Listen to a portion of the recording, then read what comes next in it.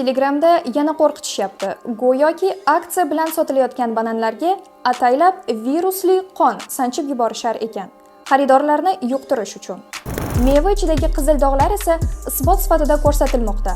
Qo'rqinchli eshitiladi, shu sababli ham tez tarqaladi.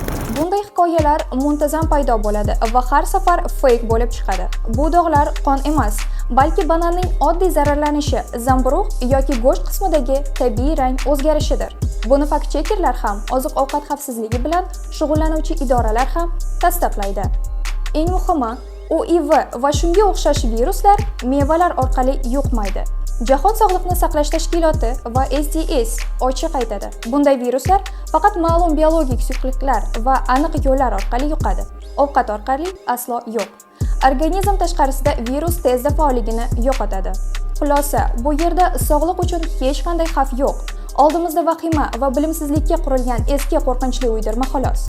Fakchetnet.uz boshqalar hayp qilayotgan paytda biz ularni tekshiramiz.